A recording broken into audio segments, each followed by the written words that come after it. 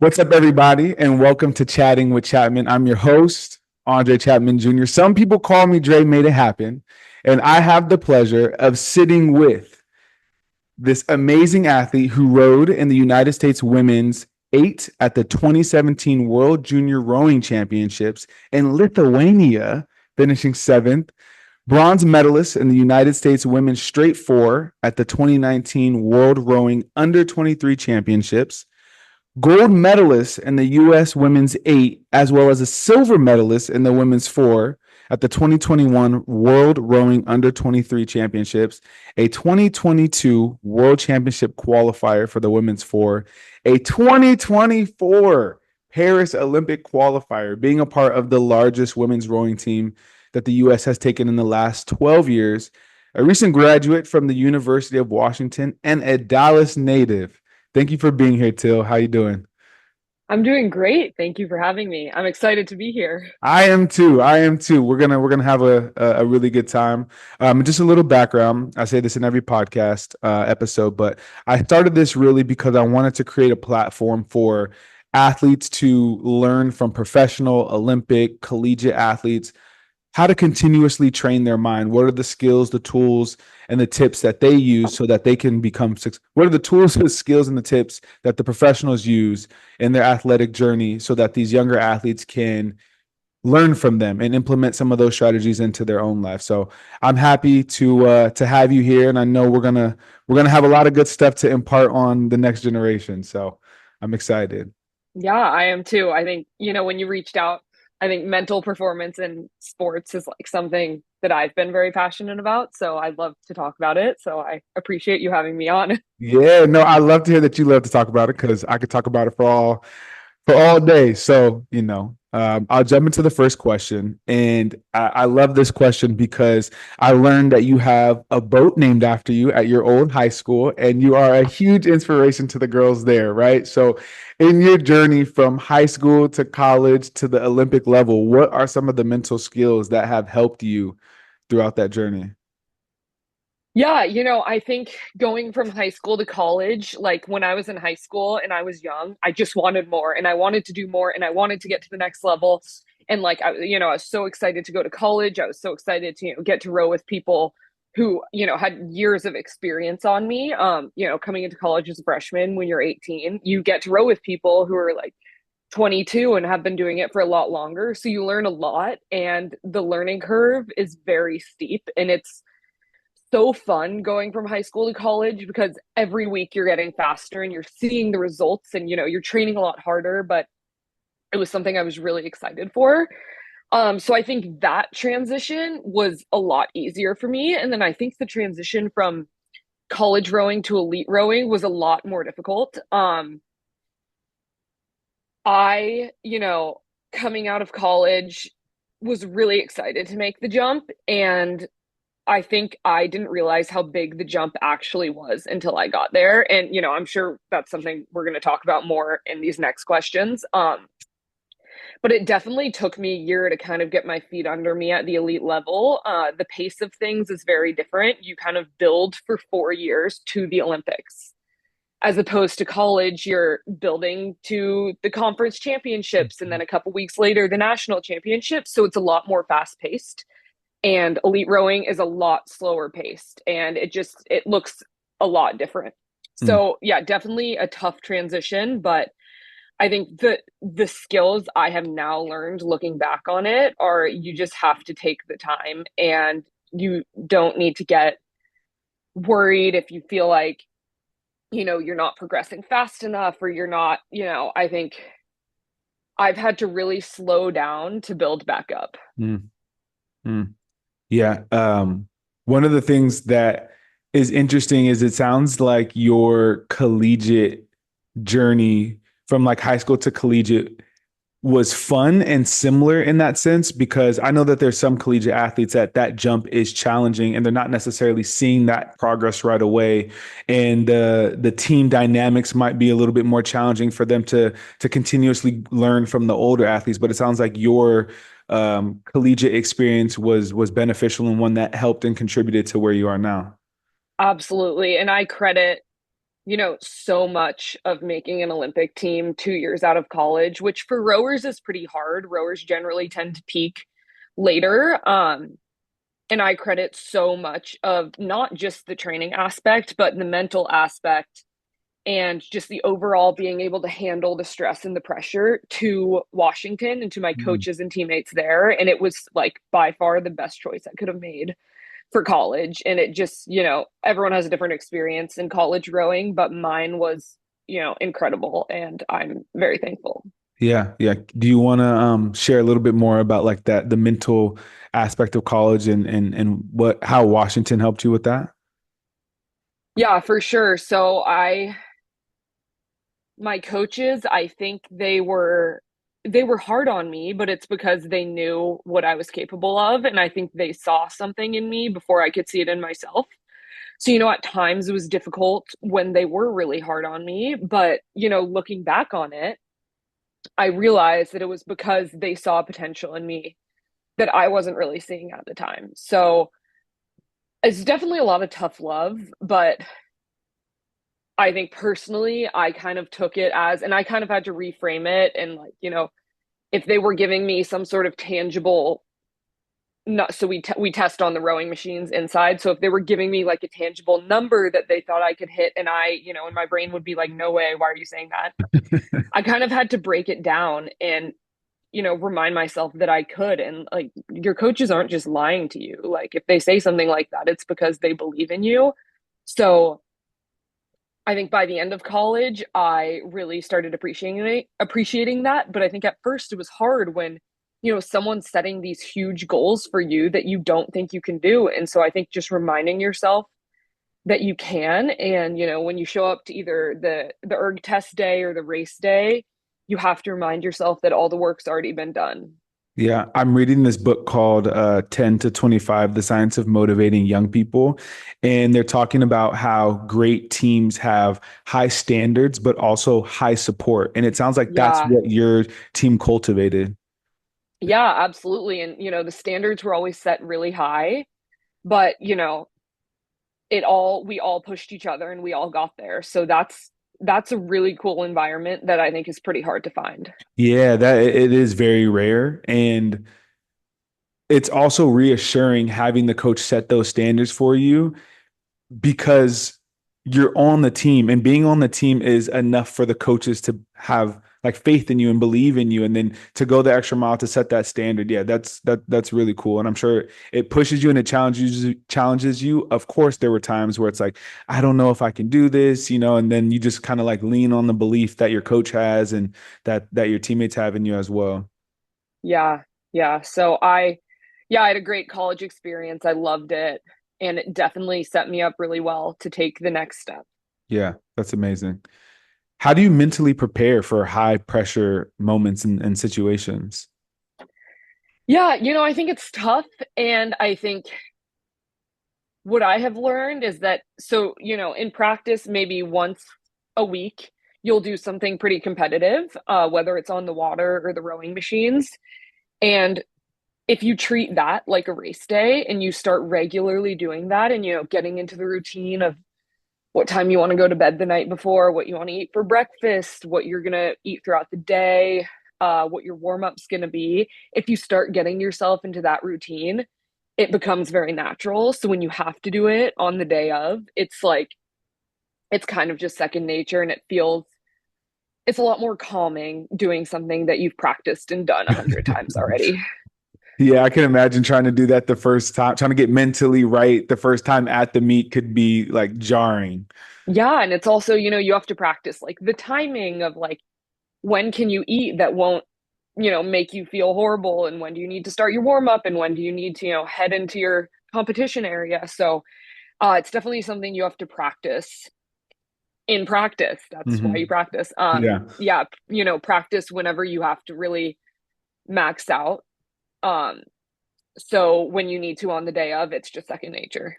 And were there days that were more as a team geared for this to be like an essential or essentially like mimicking race day? Were there like Yeah. specific days that the coaches created? Okay. Yeah, absolutely. So leading up to the Olympics, for probably the 3 months leading up, one day a week, it was usually a Saturday, we would do like race pieces with the entire team. And, because every boat class is a different speed, we'd start staggered. So you end up finishing together. So, you can pass people, or if you're a slower boat, you're probably getting passed at the end. Um, and they would be essentially to emulate a race day scenario. And I think we all found that incredibly helpful. And you kind of get your warm up dialed in, and it's trial and error to figure out what works and what doesn't. So I think having so many opportunities before to practice that really, really helps you, because, we definitely had days where we'd finish a piece and we'd be like, wow, like we did not warm up enough. That was not good. Um, and then you learn from your mistakes and you're Yeah. like, okay, next time we have to do more. Yeah. So it's not something you can just do on the day of. You got to practice it. Yeah, absolutely. I like that the trial and error piece as well too, Hmm. because you're gonna make mistakes in practice. And I know so many times athletes want to get it perfect in practice. And it's like, no, practice is literally the time for you to be able to make these mistakes. Practice is practice. That's the point. Yeah. So, Yeah, yeah, absolutely. Okay, my next question is, can you share a time where you were mentally in a slump and how you overcame it? um, yeah, so I think two instances come to mind, and one was during COVID when I was still in college, and I think that was kind of a slump for everyone. Hmm. But I don't know, I really let it get me down, and I wasn't really training because I had nothing really to be training for. And I just wasn't finding the joy in it as I once did. And, that's kind of a scary feeling when, there's something you think you Hmm. love and then you're doing it and you're like, wait, I actually don't know if I'm enjoying this. Hmm. Um, and it took me a while, and I took a lot of time off. And what really got me excited about rowing again was when we finally got to go back to team practice in college in the fall. So, and it was, we were socially distanced, we were working out outside, we were only rowing small boats. So it was very different, but it was being around the teammates again that like made me start enjoying it. And so that's one example. And then another example is my first year out of college. So 2 years ago now, the training's different. The training load really picks up between college and the elite level. And my body just didn't react to it very well, and I wasn't getting faster. Like I was slower than I was my sophomore year of college, which is infuriating because, I was 19, like and I had no explanation, and it was just every week we'd do something and I felt worse and worse. And I'd been injured and then I got injured again, and the second time I got injured, I actually, it took me out for a good portion of the spring. And then later that summer, I got cut from the world championships team, which was Wow. like, kind of the icing on a cake of a really bad year.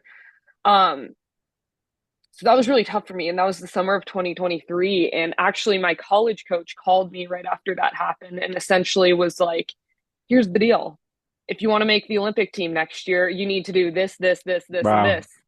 And for like 30 minutes after I hung up, I was so upset. I was like, why can't she just let me be sad? Like, oh my God, that was so annoying. And then I was like, wow, I think you're actually right. And I don't know what I did, but I like changed my entire approach to training. I changed everything I was doing. Something in my mind just like flipped after that phone call, but I was just on a tear and I ended up making the team. And, I was the most fit I've ever been in my life by a lot. And I was enjoying it more than I ever had too. So Wow. unfortunately, sometimes you like need something to go really wrong in order for you to just like start from scratch. And that's essentially what I did last summer. And, I spent most of the fall just building up back fitness because I'd been injured and then I took time off. So you kind of lose a lot. Um, and it became so fun again, and I was seeing improvements, and I ended up going faster than I ever had. So Congrats. thanks. Thanks. But yeah, I had a rough first year out of college. Yeah. Yeah. But that's such the story that you're able to now tell is incredible. Yeah, yeah, it is. It is. And I hate to say that I needed that to happen. but I think I did. Yeah, yeah, that's what it sounds like. And in both Yeah. instances, it sounds like you had really good people in your corner who helped bring back the joy that you have for the sport. Because in with COVID, you're isolated, and then you said getting back out there and being with your teammates, and then in the other situation, you had your coach who was like, "Hey, I'm going to tell you the real." And so it really sounds like community is very important to you. Absolutely. And I think, that's by far been my favorite part of rowing. Just the people I've gotten to meet and spend time with are and the teammates, and everyone just pushes each other to be their best. And then you get off the water and, those are your best friends. So that's by far the best part of it. Yeah.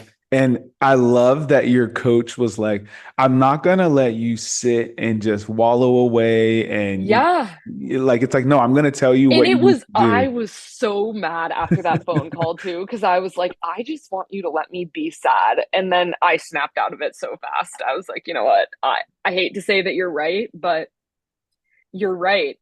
And I think that's a testament to how fast the mind could start to spiral. And unless you have somebody there or the ability to like recognize the spiral and then like cut it off right there and think, hmm how can I move forward, start becoming future oriented instead of like, why me looking at the past, but changing that perspective. Yeah, yeah, absolutely. And I think, that mindset shift was, I mean, yeah, it's kind of, again, trial and error, but I just shifted my entire mindset. I don't know how I just did that overnight, but I did somehow. Um, and I love it. I'm having a great time, and it's, everything's good. And I think I've, come to see that there are going to be setbacks hmm and you just can't let them get you down. hmm One of the things that you mentioned was you found the joy again. How important was it for you to find that joy? Really important. Really Yeah. important. I mean, like, we train probably 4 hours a day, 4 to 5 hours a day, 6 days a week. And if you don't enjoy it, it's miserable. It's miserable. Um, yeah. Yeah. Yeah, so I think, finding the enjoyment and finding the joy in like the little days or the little things is really important. Yeah.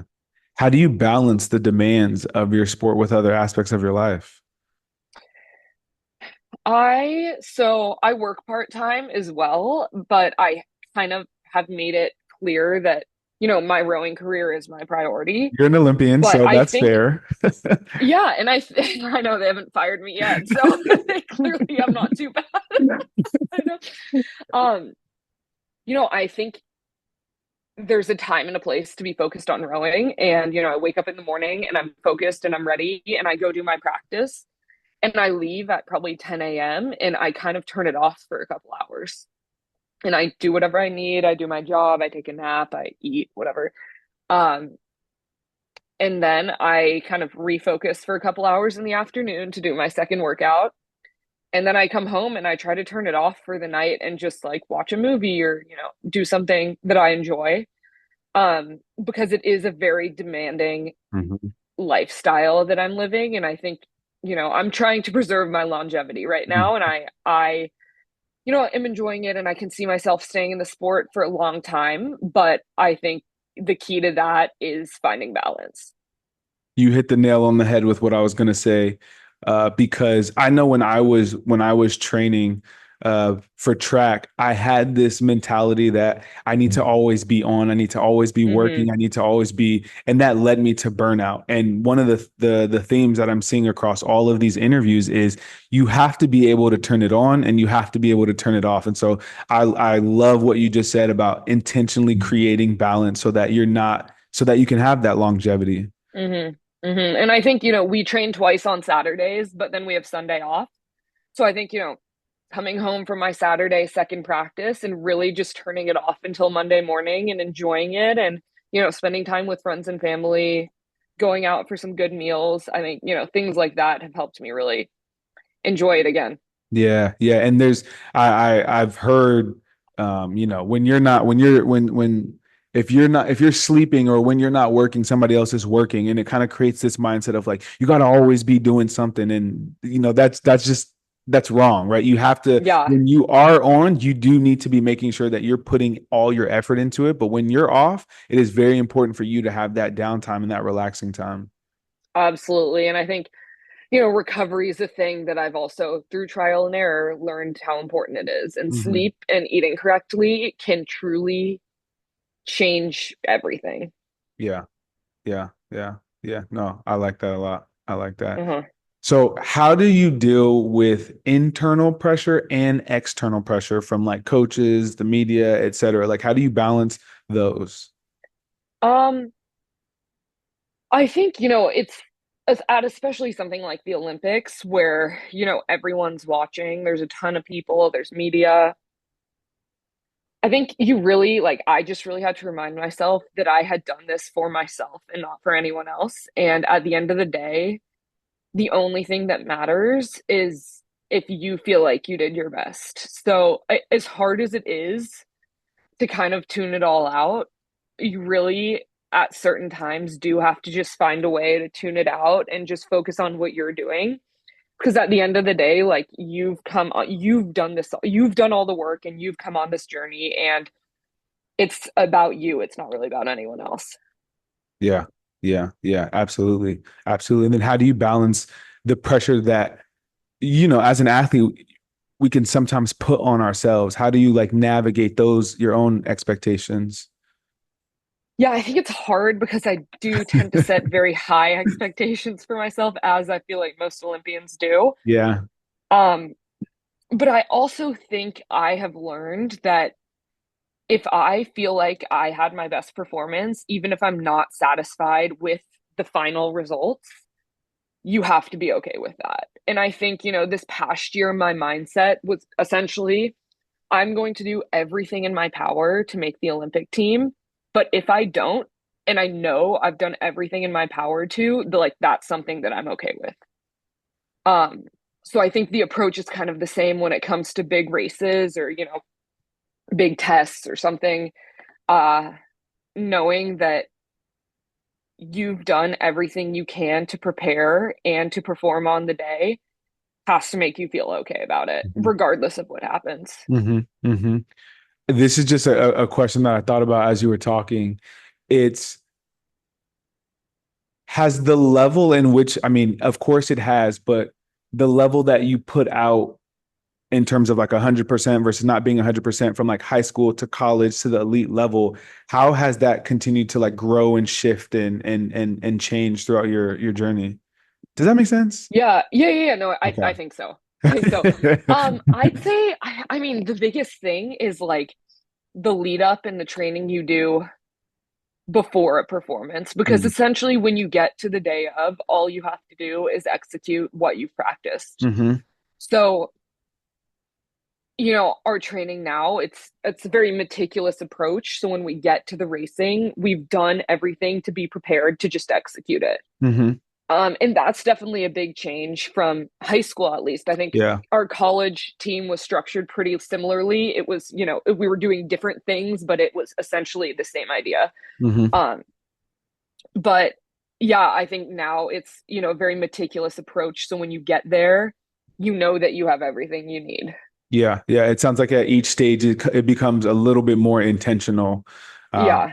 yeah. Yeah. That makes sense. That makes sense. If you could give your high school self advice on the mental side of sports, what would you say? I think don't be afraid to set big goals for yourself.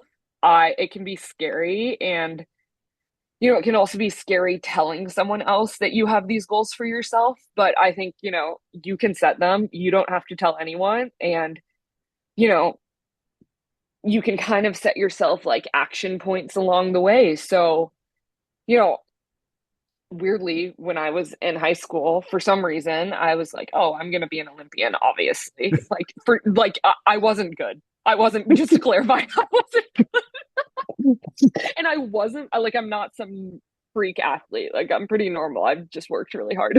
Um, but for some reason in my head, I was like, I'm going to be an Olympian. But obviously, you can't be like 15 and just be like, I'm going to be an Olympian. So I think, you really have to chunk it up. And something that's helped me is setting goals for yourself. So maybe I'll set goals for the year. And then throughout the year, there are smaller goals that help you lead to the big goal. So I think, breaking it up into manageable chunks and just not being afraid to set really big goals. Yeah, yeah, no, I like that, and I like what you said about like you don't have to tell anybody, right? Like these are things that you can hold yourself accountable.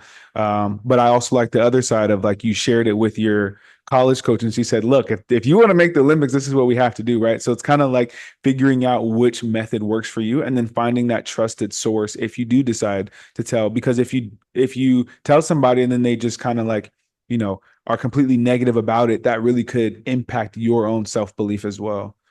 Hmm. So I think, yeah, that's definitely the piece of advice I would give. And I think, the second one is just keep learning. There's always more to learn and you can always improve. And be interested and be curious about it because every coach you meet will have something that they can teach you, even if you don't think so. Mm-hmm. Mm-hmm. Mm-hmm. Even the coach you don't like. Exactly. Exactly. Thank you. Thank you. Thank you. Amazing. So before you go, I didn't tell you about this part, but I do this thing called rapid fire questions. And so Okay. you have 30 seconds to answer um, 5 questions, and I start my stopwatch. I think they're pretty simple questions, Okay. you I'm know? ready. I think so, but a couple of people have gotten I think only one person has actually completed this in 30 seconds. So Okay. let's see. All right. What is your go-to pregame hype song?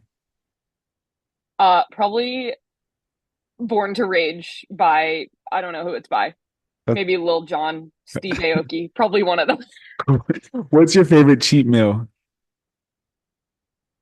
I love Chick-fil-A or like anything fried chicken sandwich esque. There we go. What's your favorite off-day hobby? Um, I really enjoy like hiking and being outside and then like maybe going to get some pastries or something. Yes, yes. Okay. If you could relive one moment from your career, what would it be? I think it was probably the moment when I qualified for the Olympics. Yeah, I can imagine. What is the best Yeah. advice you've been given? Um, Probably keep showing up. Yeah, Yeah. yeah. Okay, well, you definitely didn't make the time, but it's okay because these were amazing answers. Oh, I'm glad. Those were good questions. Thank you, thank you, thank you. Before we close, I want to ask if there is anything that you would like to say that you felt you didn't have a chance to say, and it's important for you to put this out there. Yeah, for sure. I think, don't be afraid to ask for help. And, there are people whose jobs are to help you through slumps or whatever mental health issues you're having. There are people who are paid to help you. So don't be afraid to ask for help. And, working with a sports psych this past year has really changed how I approach everything in my career, in my rowing career. So I highly recommend. Yeah, don't suffer alone. You don't have to Hmm. suffer alone. Please reach out.